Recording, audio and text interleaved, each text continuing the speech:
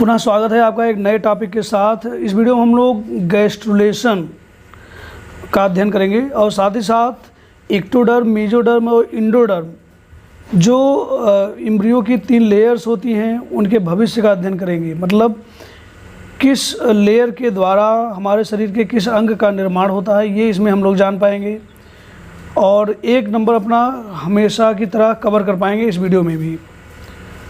अब इस वीडियो में जो जनरली आप लोगों से क्वेश्चन पूछे जाते हैं कि आपके ब्रेन का निर्माण किस लेयर से हुआ है, या किडनी का निर्माण किस लेयर से हुआ है, या आपका एलिमेंट्री कैनाल का, या आपके जो गोनैड्स हैं, या आपके जो दांत हैं, या आपकी जो थायराइड ग्रंथियां हैं, इन सब का निर्माण किस लेयर से हुआ है ये इस वीडियो में हम लोग डिटेल में जान पाएंगे। यदि ये सारी चीज़ें आपको पता है तो ये वीडियो आपके लिए नहीं है। यदि आप नहीं जानते तो इस वीडियो को केयरफुली देखें स्टेप बाय स्टेप, और कहीं कोई चीज़ नहीं समझ में आती है या कोई प्रश्न है तो आप कमेंट के रूप में पूछ सकते हैं। तो आइए देखते हैं पूरा वीडियो। गैस्ट्रुला भवन 3 जनन स्तरों का निर्माण। तो gastrulation formation of 3 germinal layers.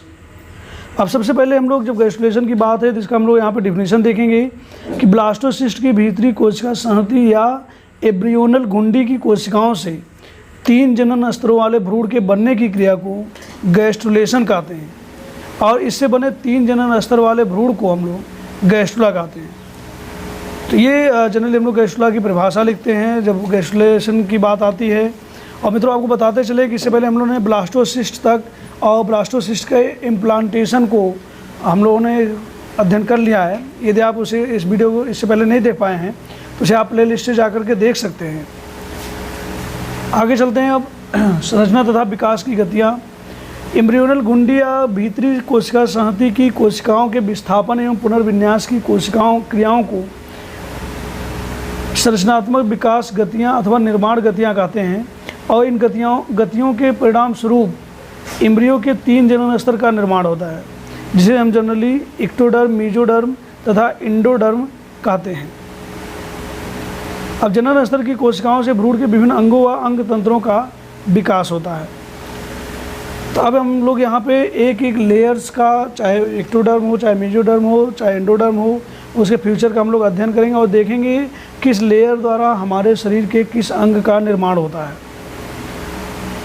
पूरा देखने से पहले मित्रों यदि आप इस चैनल पर नए हैं तो आप इस चैनल को सब्सक्राइब करके बेल आइकन को प्रेस करके सभी लेटेस्ट वीडियो की अपडेट पा सकते हैं और बायोलॉजी को चैप्टर वाइज डिटेल में पढ़ सकते हैं। तो यहाँ देखते हैं सबसे पहले एक्टोडर्म का भविष्य। Fate of ectoderm. एक्टोडर्म के से निम्नलिखित अंग बनते हैं, यहीं से क्वेश्चन आता है। नंबर फर्स्ट कि त्वचा की एपिडर्मिस तथा एपिडर्मल व्युत्पन्न माने एपिडर्मल डेरिवेटिव जैसे त्वचा ग्रंथियां, बाल व नाखून का निर्माण होता है इनके द्वारा। हमारे नर्वस सिस्टम का निर्माण होता है एपिडर्मिस माने एक्टोडर्म के द्वारा। एड्रिनल ग्रंथि का मेड्यूला भाग। अब जो एड्रिनल ग्रंथि होती है उसके 2 भाग होते हैं, एक तो मेड्यूला और दूसरा होता है कार्टेक्स। तो दोनों भागों का निर्माण इससे नहीं होगा, इससे केवल मेड्यूला भाग का निर्माण होगा। पिट्यूटरी ग्रंथि का मध्य पिंड तथा पीनियल ग्रंथि। जो आपकी पिट्यूटरी ग्रंथि भी है उसके 3 भाग होते हैं, अग्र, मध्य तथा पश्च भाग, माने 3 पिंड होते हैं उसमें। तो यहाँ पे जो मध्य पिंड है उस आपसे देखिए यहाँ कन्फ्यूजिंग क्वेश्चन होता है, इसलिए एक एक पॉइंट को आपको केयर करना होगा। तो जो पिट्यूटरी ग्रंथि का मध्य पिंड होता है उसका निर्माण इसके द्वारा होता है, तथा पीनियल ग्रंथि का भी निर्माण एक्टोडर्म के द्वारा होता है। साथ ही साथ नेत्र तथा नेत्र से संबंधित भाग और हमारा अंतःकरण का जो निर्माण है वो एक्टोडर्म के द्वारा होता है। और चलते आगे, जो हमारी 3 तरह की लाल ग्रंथियाँ होती हैं, पैरोटिड ग्रंथि, सबलिंगुअल तथा मैंडिबुलर। तो वो तीनों ग्रंथियों का जो निर्माण होता है इसी के द्वारा होता है, तथा लाइक्राइमल ग्रंथि का भी फॉर्मेशन इसके द्वारा होता है। और दांत का एनेमल जो हमारे शरीर का सबसे हार्ड भाग होता है, दांत के एनेमल का भी फॉर्मेशन एक्टोडर्म के द्वारा ही होता है। और लास्ट वन में चलते हैं यहाँ पे मुख गुहिका तथा रेक्टम का भीतरी स्तर। जो हमारी बकल कैविटी मुख गुहा है उसका भी निर्माण इसके द्वारा होता है। अब नेक्स्ट में हम लोग चलेंगे मेसोडर्म का भविष्य। Fate of mesoderm. मेसोडर्म से यहाँ पे हम लोग देखेंगे या मेसोडर्म से देखेंगे कौन कौन से अंग का हमारे निर्माण होता है। तो यहाँ पे देखिए बहुत सारे हमने पॉइंट वाइज कर दिए हैं, आप इसका स्क्रीनशॉट भी लेके अध्ययन कर सकते हैं। जैसे सबसे पहले देखिए त्वचा का डर्मिस भाग, जो हमारी स्किन है इसका जो सबसे ऊपरी लेयर है उसका फॉर्मेशन इससे होता है। पेशियों में जो संयोजी कनेक्टिव टिश्यू होता है, संयोजी ऊतक होता है, उसका निर्माण इससे होता है। पेरिटोनियम का निर्माण इसके द्वारा होता है। हमारे जो गोनाइड्स होते हैं, जिन्होंने गोनाइड्स नहीं पढ़ा, पीछे जाके वीडियो प्ले लिस्ट आप देख सकते हैं, वहाँ पे हम लोग गोनाइड्स के बारे में अध्ययन कर चुके हैं। एड्रीनल ग्रंथि का कार्टेक्स भाग, देखिए इससे पहले हम लोगों ने एड्रीनल ग्रंथि, जिसे आप लोग यहाँ देख सकते हैं, एड्रीनल ग्रंथि का जिसका अभी हम लोगों ने मेडुला भाग देखा था, निर्माण हो रहा था एक्टोडर्म से। यहाँ पे कार्टेक्स भाग मेसोडर्म से होगा। हृदय, जो आपका मेजर पोर्शन अक्सर क्वेश्चन पूछा था, हृदय का फॉर्मेशन किस लेयर के द्वारा होता है, एक्टो, मीजो या एंडोडर्म। तो हृदय का फॉर्मेशन जो है, निर्माण जो है, मेसोडर्म के द्वारा होता है। रुधिर वाहिनियाँ तथा लिम्फ वाहिनियों का भी फॉर्मेशन इसी के द्वारा होता है। और आहार नाल का जो पेशीय स्तर है तथा एपिथेलियम का फॉर्मेशन मेसोडर्म के द्वारा होगा। पेरिकार्डियम तथा प्लूरल स्तर का भी निर्माण इससे होगा। नेत्र का कोराइड स्तर जो होता है, उसका भी फॉर्मेशन इसी के द्वारा होता है। नोटोकार्ड तथा अंतःकंकाल, नोटोकार्ड जो ह्यूमन बीइंग का सबसे बड़ी पहचान है, उसका और इनर हमारा जो स्केलेटल है या इंटरनल जो स्केलेटन है, उसका फॉर्मेशन जो है हमारा इसी के द्वारा होता है, निर्माण मेसोडर्म के द्वारा।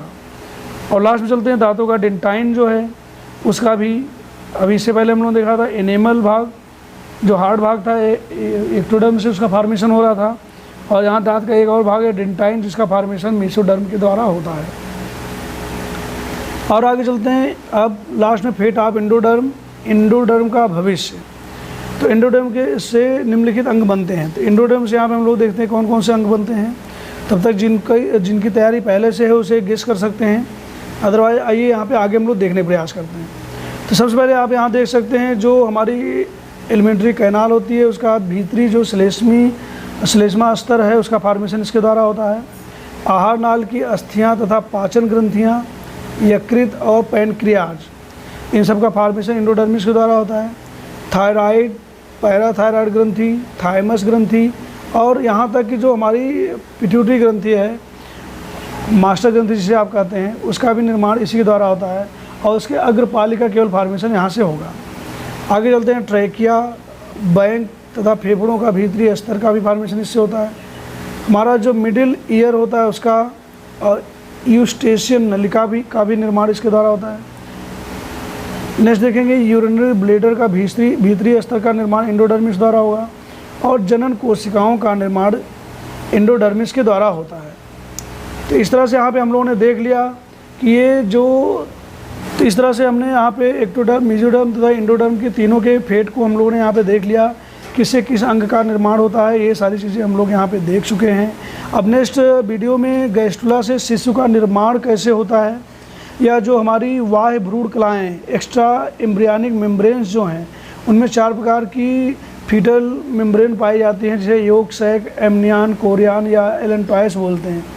उसका अध्ययन हम लोग कर सकेंगे। और अपरा माने प्लासेंटा का फॉर्मेशन और उसका फंक्शन यहाँ पे हम लोग देख सकेंगे। जिनको गैस्ट्रुला से शिशु निर्माण का वीडियो देखना है, वो थोड़ा सा कमेंट करके बता देंगे, क्योंकि ये थोड़ा सा क्रिटिकल है। तो धन्यवाद।